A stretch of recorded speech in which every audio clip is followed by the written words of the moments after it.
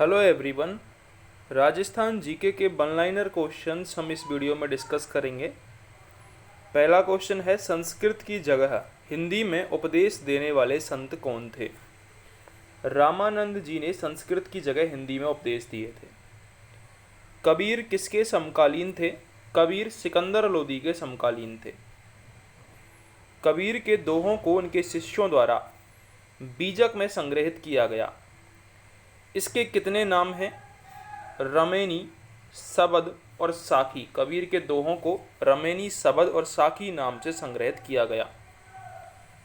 चित्तौड़ की रानी झाला किस संत की शिष्या थी? तो ये रैदास की शिष्या थी चित्तौड़ की रानी झाला। मीराबाई के गुरु का नाम क्या था? तो मीराबाई के गुरु का नाम भी रैदास को ही माना जाता है। ठीक है। दादू की रचनाओं का संग्रह हरडे बानी है। रज्जब ने इसका संपादन किस नाम से किया? अंगबंधु नाम से रज्जब ने इसका संपादन किया था और दादू की रचनाओं का संग्रह है ये हरडे बानी। सिख धर्म के प्रवर्तक गुरु नानक का जन्म कहाँ हुआ था? तलवंडी, पाकिस्तान में सिख धर्म के प्रवर्तक गुरु नानक का जन्म हुआ था।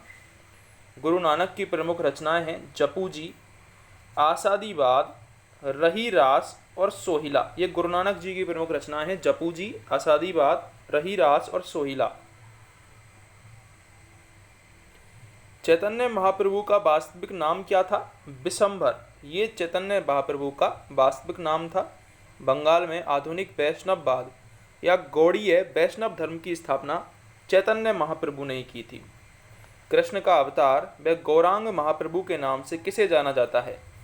चैतन्य महाप्रभु को ही कृष्ण का अवतार और गौरांग महाप्रभु के नाम से जाना जाता है। आचिंत्य भेदो भेदभाव दर्शन के प्रवर्तक चैतन्य महाप्रभु थे। आचिंत्य भेदो भेदभाव के।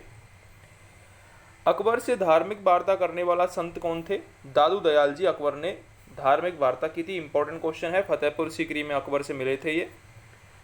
तुलसीदास किसके समकालीन थे? तुलसीदास भी अकबर के ही समकालीन थे।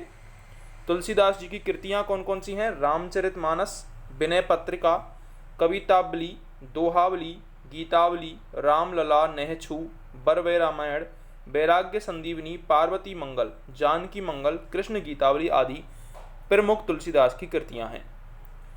सूरदास ने अपनी रचनाएं किस भाषा में लिखी हैं? सूरदास ने ब्रज भाषा में अपनी रचनाएं लिखी हैं। सूरदास की प्रमुख रचनाओं में सूर सागर, साहित्य लहरी और सूर रसावली का नाम आता है।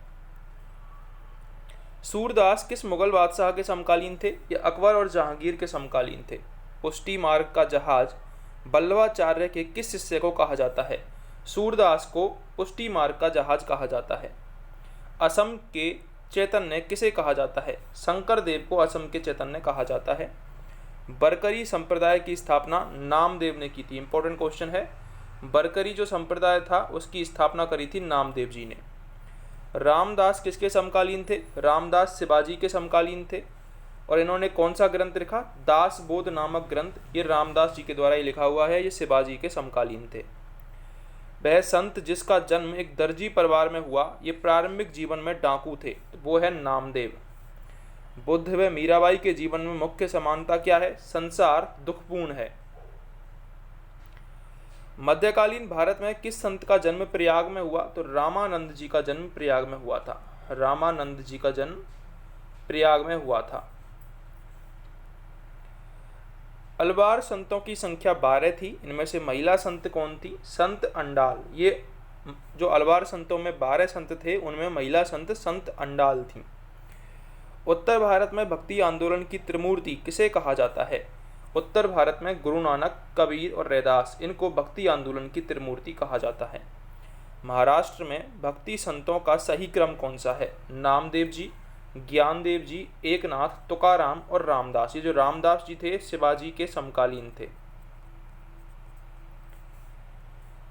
शंकराचार्य बौद्ध धर्म की महायान शाखा से प्रभावित थे, इसलिए इन्हें कहा गया प्रसन्न बौद्ध, इनको कहा गया। उत्तर भारत के पहले महान भक्ति संत कौन थे? तो रामानंद उत्तर भारत के प्रथम महान भक्ति संत थे। प्रथम वैष्णव भक्ति संत, धर्मगुरु जिन्होंने अपने उपदेश संस्कृत के स्थान पर हिंदी में दिए, तो वो रामानंद जी थे। गोसाई संघ की स्थापना किसने की? चैतन्य महाप्रभु ने गोसाई संघ की स्थापना की। निम्बार्काचार्य ने सनक सनकादि संप्रदाय की स्थापना की। इन्हें किसका अवतार माना जाता है? सुदर्शन चक्र का अवतार इन्हें माना जाता है, निम्बार्काचार्य को। शंकराचार्य के अद्वैतवाद और रामानुजाचार्य के विशिष्ट द्वैतवाद का खंडन किसने किया? माधवाचार्य ने शंकराचार्य के अद्वैतवाद और रामानुजाचार्य के विशिष्ट द्वैतवाद का खंडन किया था। अष्टछाप के प्रवर्तक किसे माना जाता है? वल्लभाचार्य को अष्टछाप का प्रवर्तक माना जाता है। वैष्णव जन तो तेनी कहिए पीर पराई जाने रे, ये प्रसिद्ध गीत नरसिंह मेहता का है। ये कहाँ के थे? ये गुजरात के थे। तुकाराम किसके समकालीन थे? तुकाराम शिवाजी के समकालीन थे। रामदास भी शिवाजी के समकालीन थे। मिताक्षरा के लेखक कौन थे? विज्ञानेश्वर मिताक्षरा के लेखक थे। भक्ति आंदोलन के एक प्रमुख संत चैतन्य को जीवन का अधिकांश समय कहाँ व्यतीत हुआ? गया। बंगाल में भक्ति आंदोलन की नींव किस संत ने रखी थी? चैतन्य महाप्रभु ने बंगाल में भक्ति आंदोलन की नींव रखी थी। भक्ति आंदोलन के दौरान किसने सत्र नामक संस्था की स्थापना की? इंपॉर्टेंट क्वेश्चन है।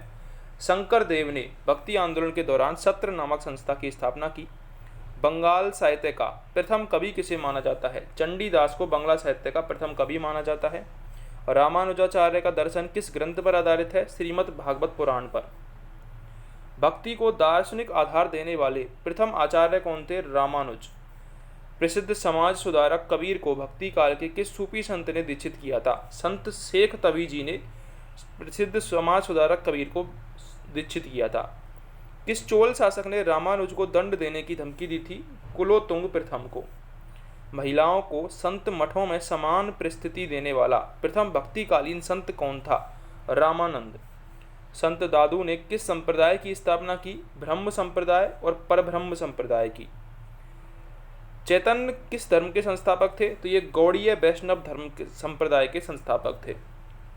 वल्लभाचार्य किस मार्ग में विश्वास करते थे? पुष्टि मार्ग और भक्ति मार्ग में ये विश्वास करते थे। वल्लभाचार्य के प्रमुख ग्रंथ कौन से हैं? सुबोधनी और सिद्धांत रहस्य, ये वल्लभाचार्य के प्रमुख ग्रंथ हैं।